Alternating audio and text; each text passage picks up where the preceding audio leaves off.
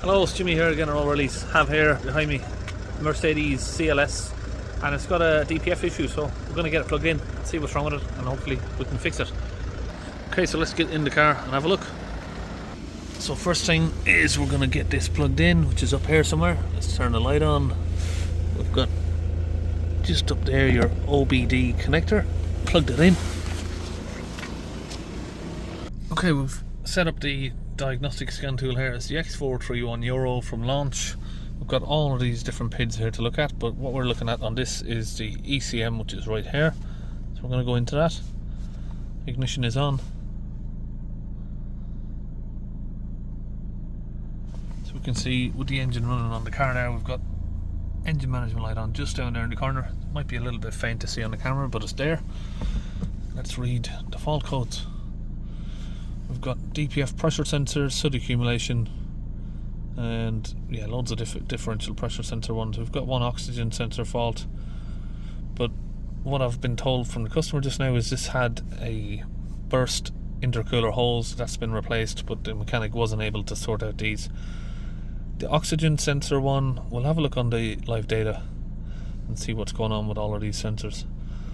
The oxygen sensor one could be just related to the air leak that we had. We had an air leak on the engine before I've seen it. Right, so temperature sensor upstream, no.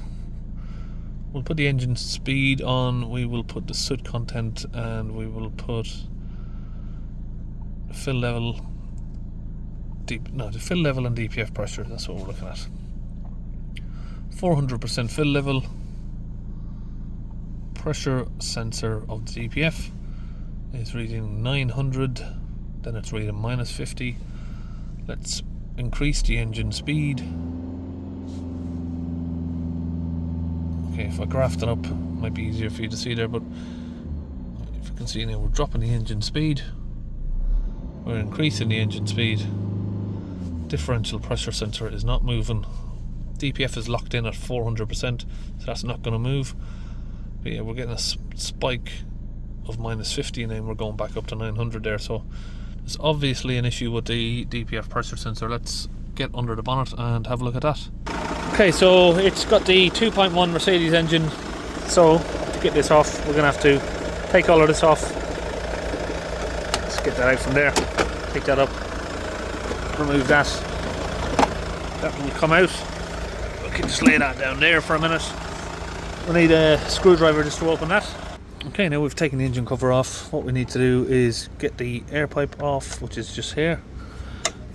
DPF pressure sensor is hidden underneath this, so we just need to get down in there to get this off.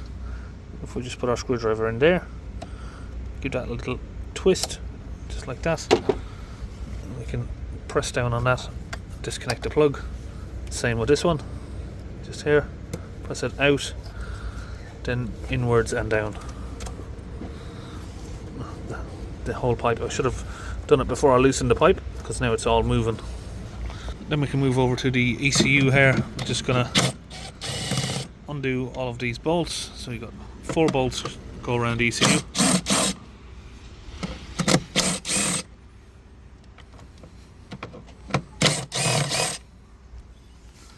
And we can just take these out. They are going to be hot, so if you've had the engine running, just be careful.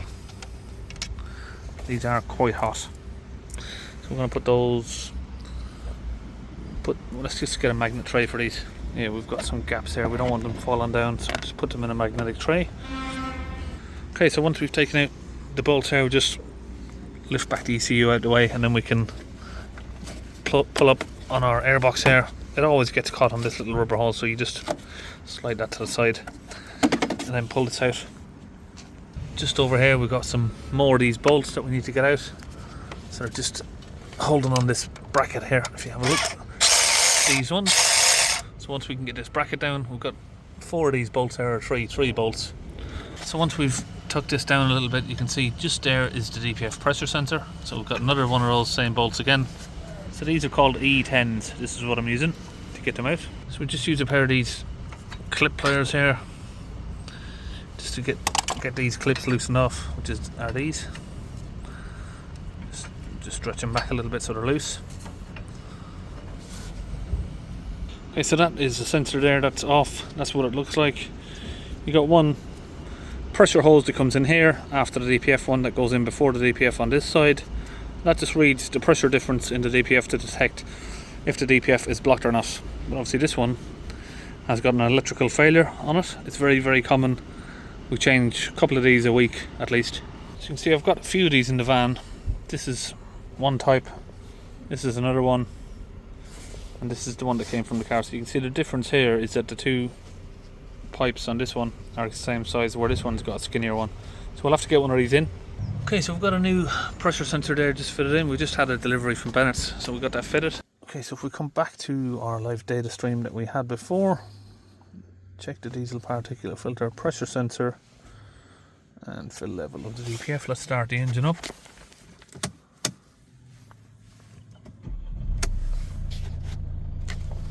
Now, if we get our live data back up for this, we should have a working sensor. Pressure, so we've got 30 millibars of pressure with the engine idling. Let's rev it up to 3000 RPM, 200 millibars of pressure. So now we need to clean out the DPF. So a quick mention, what I'm going to mention here is I'll just make sure that the customer's number is off the screen. So we get these messages every day, right? It's got exhaust temperature too low for the DPF to be cleaned. He's had a DPF cleaner out, he's cleaned it, but the codes have come back. And he said no, he said now it needs a vaporizer, but they don't do vaporizers. He's done the clean and the clean has worked. Now quite clearly, right, he's got particulate filter restriction back up and exhaust temperature too low. So this is unrelated to this car I'm doing, but I'm just saying a quick message that we get this every single day. We've had a mobile DPF cleaner come out, he's cleaned the DPF but the light's still on, or the lights come back on next day, and he said, oh yes, because you need these parts, we only do the DPF cleaning, you need to get that sorted. If you pay somebody to clean your DPF and you've got faults logged in it, so if I cleaned the DPF on this car and I didn't fix the DPF pressure sensor, by tomorrow this car would be back on 400% fill level of the DPF. So you're absolutely wasting your money. Unless someone is going to diagnose and fix why the DPF is blocked, you are wasting your money. We get these calls every single day, and now he's asking me, can I just fit or fix the vaporizer because he's already had the DPF cleaned? And I'm saying, that DPF clean he's done is a waste of money. We can't fit the vaporizer and let it go away with a 200% fill level because your engine light's going to come back on again. We need to clean it, and you can't just reset it and tell it that it's had a new DPF if it's full, because you will overheat the DPF down the road and you're probably going to crack it. So if you're going to have your DPF fixed like I'm showing you in these videos, please follow my procedures. If you are a DPF cleaner, if you are one of these guys that just go around doing mobile DPF cleaning, all you're doing is just ripping people off, because you're not fixing the fault. All you're doing, there's a lot of guys that go around in a small van and all they've got in the back is some DPF cleaning equipment. They just clean your DPF and say goodbye. They don't fix the faults, they don't diagnose anything. They'll read a fault code and say, oh, you've got this other fault code, you need to get that sorted. If you're not diagnosing and fixing the issue properly, you're wasting your money. Right, let's get back to this Mercedes. Okay, now we're going to set up our cleaning fluid here. This is Launch UK fluid. If you watch my channel, it's pretty basic. It's all the same, always the same fluid that I use. We get that in there, push it. Sorry, if you can see on the camera there, we need to just connect that. So to the bigger hose, not the skinny one. You've got two hoses there. That's the one on that side. Connect that in there. Connect an air line to this. 8 bar of pressure, or 120 psi, and we just squeeze the trigger, get that fluid pushed down there. That's going to fill the DPF up with foam, and it's going to clean away all of the soot. So what this does is this is a safe way of getting your DPF clean. When you've got an overloaded DPF, you can't reset it. So when I say you can't reset it, you can reset it, but the fault light will come back up. So the other option is to tell the DPF it's got a new DPF, tell the ECU it's got a new DPF.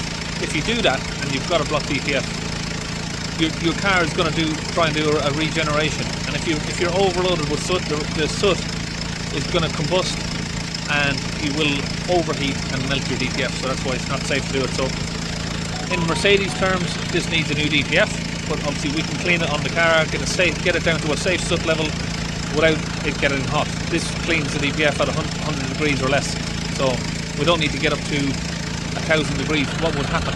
If you reset this without cleaning the DPF, you would most likely reach 1,000 degrees, maybe 11 or 1200. The DPF will either melt or crack. Then you do need a new DPF. But obviously Mercedes procedure would be, they wouldn't clean it, or they wouldn't tell her it's got a new DPF, they'd put a new DPF in it and then reset it. So this is an easier way to do it, get it working. Okay, now that all the cleaning fluid's gone in, we'll just make sure any excess condensation has gone from the tube, and then we can reconnect it. Just like that. Just push it together, and then there is a clip there that you can put back on. Okay, so we've got some foam coming out the back there. Right, back inside the car we have 10 millibars of pressure. We're going to hold the revs up at 3000 RPM. We've got 100 pressure there now. Let's just graph that back out. We want that to come down to, ideally, somewhere between 30 to 60 pressure. It will start to drop in a minute. Yeah, we're coming down to 90 now. So this is the one I talked about doing the reset on. If you tell her it's got a new DPF, that will reset. But because it's on 400%, as far as, you know, Mercedes are concerned, this now needs a new DPF. But if we clean it out and then reset it, it'll be fine. I'm just going to hold the revs for another couple of minutes. We'll start to see this drop down in just a few minutes. But as that's now coming down a little bit, what I can do is come back from here. We can go to our special functions, teaching process. What we're going to do now is just turn the engine off for a minute. And we're always going to reset the drift compensation on these, which resets all of these. Differential pressure sensor, oxygen sensor upstream of the cat. So this oxygen sensor, I know someone else has been looking at the car, so I'm going to assume that someone's unplugged that, because we've looked at the live data, it is working. And we're just going to do a reset now on all of that. So you see these numbers here, we're just going to reset those back to 0. Okay, now those have all been reset. Press OK. Now we need to reset the DPF again, so we need to reset this from 400% back to 0 again. Press F3.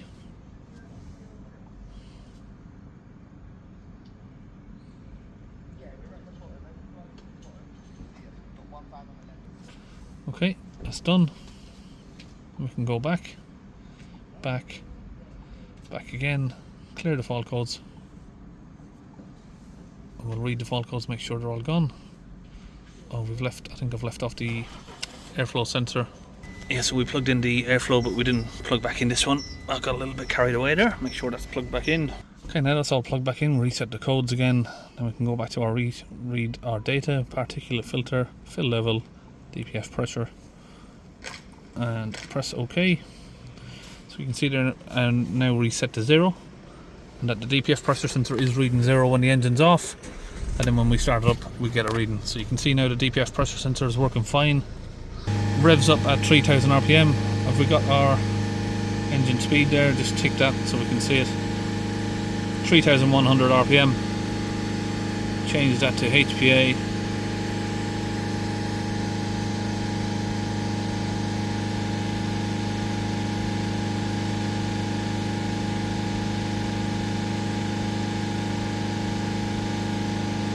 So we are in a good range at the minute. 60, but they will come a little bit lower than this. You can get them down around sort of 40. If we hold it for another couple of minutes, we should get that down there. So now we just run a test drive of the car, make sure everything is fine.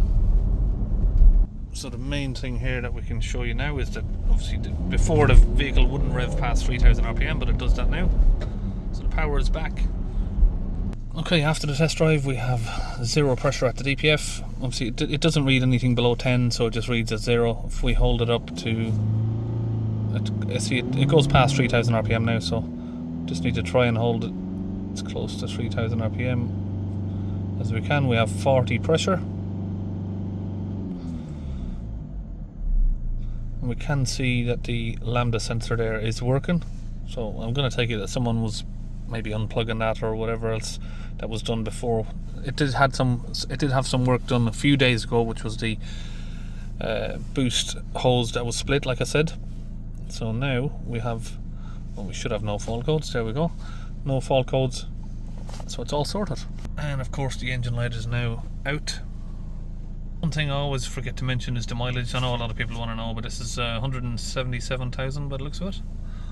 So that's it, we're all finished. Mercedes CLS Shooting Brake. See you on the next video. Once again.